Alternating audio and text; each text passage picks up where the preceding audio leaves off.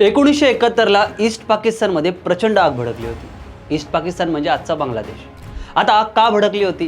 कारण तिथल्या स्थानिक बंगाली मुस्लिमांना बांगलादेश हा वेगळा देश हवा होता। यासाठी ते पाकिस्तानमधल्या सत्ताधाऱ्यांना आणि तिथल्या आर्मीलाही तोंड देत होते। मोठा संघर्ष उफाळला होता, लोक मरत होती। याच वेळी ईस्ट पाकिस्तानने भारताकडे मदत मागितली। भारत तयार झाला, आपले सैनिक सुद्धा पाठवले। पण या कारणामुळे पाकिस्तानची आणखीनच लाल झाली आणि त्यांनी थेट भारताच्या विरोधात युद्ध पुकारले। तो 3 डिसेंबरचा दिवस होता।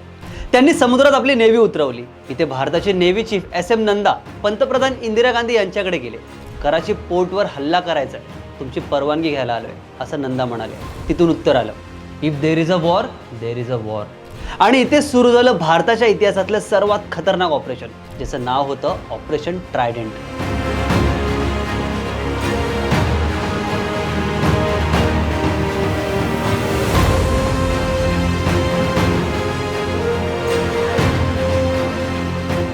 पण एक गोष्ट इथे लक्षात घेण्यासारखी आहे की जर हे ऑपरेशन राबवलं गेलं नसतं तर आज मुंबई नसती। कारण कराचीवरून मुंबईवर थेट हल्ला झालाच असता। गुजरातची कोस्टलाईन पूर्णपणे बर्बाद झाली असती आणि काही भागांवर पाकिस्तानचं राज्य असतं। चला तर जाणून घेऊया ऑपरेशन ट्रायडेंट बद्दल। पण त्याच्या आधी गाजावाजाला सबस्क्राईब करायला विसरू नका आणि आमच्या इतर अपडेटसाठी बेल आयकॉनवर नक्की क्लिक करा। नमस्कार, तुम्ही पाहताय गाजावाजा।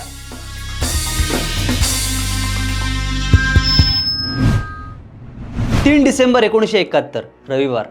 पाकिस्तानच्या एअरफोर्सने आधीच भारताच्या काही एअरबेसवर हल्ले चढवले होते। इथेच युद्धाची ठिणगी पडली। त्यांचा प्लॅन होता भारतात जास्तीत जास्त आत घुसून ईस्ट पाकिस्तानचा ताबा मिळवायचा। दुसरीकडे भारताने पाकिस्तानची फिल्डिंग सेट केलीच होती। भारताचा प्लॅन होता की पाकिस्तानला पश्चिम बाजूला रोखायचं। दोन्ही देशांचे मुख्य पोर्ट सुद्धा पश्चिमेलाच होते, पाकिस्तानचा कराची आणि भारताचा मुंबई। आधीच लोंगेवालाच्या युद्धात पाकिस्तानला धूळ चारल्यामुळे भारताचा आणि भारताच्या सर्वच जवानांचा कॉन्फिडन्स प्रचंड वाढला होता। पाकिस्तानी आर्मीचे सगळेच प्लॅन फिसकटले, पण ते आपल्या नेव्हीमुळे जरा जास्तच गुरमीत होते। त्यांच्या डोक्यात आता एकच होतं की कराचीवरून भारताला वळसा घालून विशाखापट्टणम फोडायचं आणि पुढे ईस्ट पाकिस्तान आपल्या ताब्यात घ्यायचा। याची खबर इंडियन नेव्हीला लागलीच होती आणि इथे भारताने ऑपरेशन ट्रायडेंट राबवण्याचा एक जबरदस्त निर्णय घेतला। याचं एकच लक्ष होतं, कराची पोर्ट नेस्तनाबूत करून टाकायचं। इंडियन नेव्हीने वर्षभर आधीच रशियाकडून काही मिसाईल बोटी खरेदी केल्या होत्या।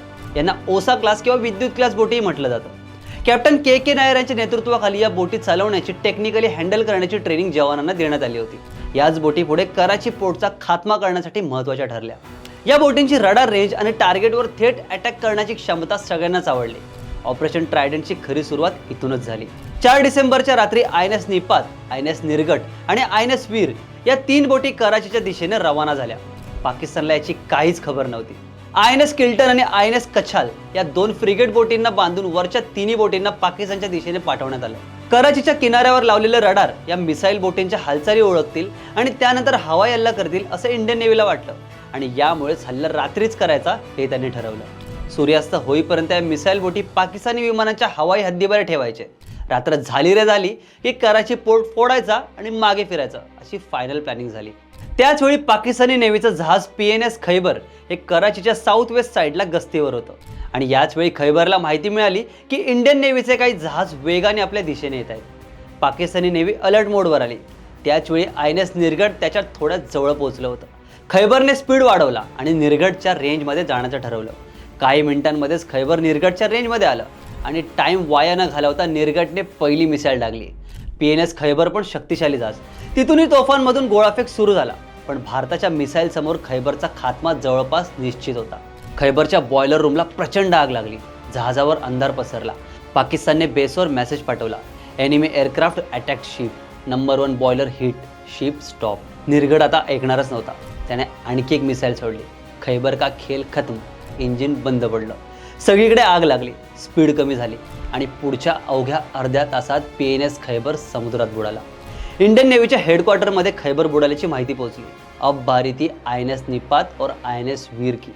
निपातचा सामना रात्री 11 दरम्यान झाला पाकिस्तानच्या MV व्हीनस चॅलेंजर या जहाजासोबत। निपातवर होते स्क्वॉड्रन कमांडर बबरुभान यादव। निपात आता चॅलेंजरच्या रेंजमध्ये गेला, टार्गेट घेतलं, मिसाईल सोडलं आणि तो बरोबर सेंटरवरच जाऊन बसला।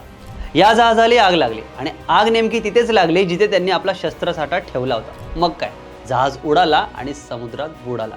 आता इथे भारताच्या जहाजांनी पाकच्या जहाजांना उडवलं खरं, पण पाकिस्तानी नेव्हीचे जहाज सुद्धा तगडे आणि अनुभवी होते. इंडियन नेव्हीला एका गोष्टीचा फायदा झाला, तो म्हणजे हे मिशन रात्री पार पाडायचं ठरवलं. आता पुढे INS वीर समोर होता PNS मुहाफिज. त्याच्यावरही मिसाईल डागल्या गेल्या. त्या जहाजालाही आग लागली आणि तासाभराने जहाज कराचीपासून 30 किलोमीटरवर बुडालं. कराची पोर्टला उडवायचा मार्ग तर आता इंडियन नेव्हीने साफ केला होता. आता टार्गेट होता तर तो फक्त पोर्ट, जी त्यांची खरी ताकद होती.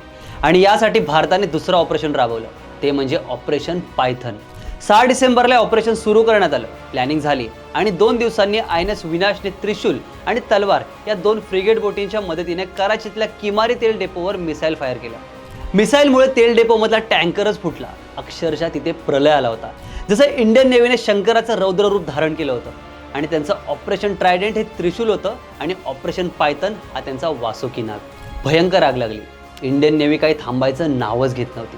त्रिशूल आणि तलवारने आणखी काही मिसाईल सोडल्या आणि तिथे असलेले SS हर्मटन आणि पनामाचं गल्फ स्टार ही जहाजंसुद्धा उद्ध्वस्त झाली.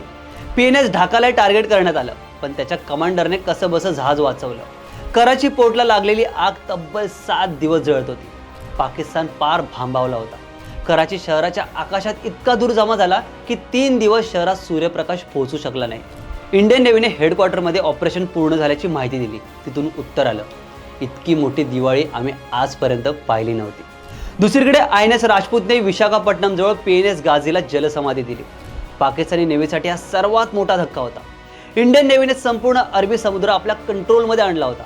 भारताच्या परवानगीशिवाय कराचीमध्ये दुसरा कोणता जहाज येऊ शकत नव्हता आणि कोणताही जहाज कराची जवळून बाहेर सुद्धा जाऊ शकत नव्हता. हे भारताचं सर्वात यशस्वी नेव्हल ऑपरेशन होतं. पहिल्यांदाच भारताने मिसाईल बोटचा वापर केला होता आणि पाकिस्तानला असा तोडला की परत पाण्यात भारताची नडायची हिंमत त्यांनी केलीच नाही. या सर्वात पाकिस्तानचं $3 अब्ज नुकसान झालं. पोर्ट उद्ध्वस्त झालं. एअरफोर्ससाठी तेलाचा साठा संपला. समुद्रातले सगळे कनेक्शन मोडले. अमेरिकेकडून येणारी रसद आणि शस्त्रसाठा सगळं ठप्प. हा 4 डिसेंबर आजही इंडियन नेव्ही डे म्हणून साजरा केला जातो. पण विचार करा, त्यावेळी ऑपरेशन ट्रायडेंट वेळेवर राबवलं गेलं नसतं तर भारताचं प्रचंड नुकसान झालं असतं. महत्त्वाचं म्हणजे टार्गेटवर मुंबई आणि मुंबई पोर्ट असतं. एक वेळ भारत शत्रू देशांच्या सिव्हिलियन लोकांचा विचार करते, पण पाकिस्तानने तो केला नसता. त्यांनी पूर्ण मुंबईला टार्गेट केलं असतं. त्यातच गुजरातच्या बॉर्डरवर अनेक ठिकाणी हल्ले चढवले असते. आपले अनेक जहाजं त्यांनी पाडली असती. त्यांचे तेलाचे साठे आपण संपवले नसते तर त्यांची नेव्ही आणि एअरफोर्स आणखी मजबूत झाले असते. समुद्राच्या मार्गाने धोका आणखी वाढला असता.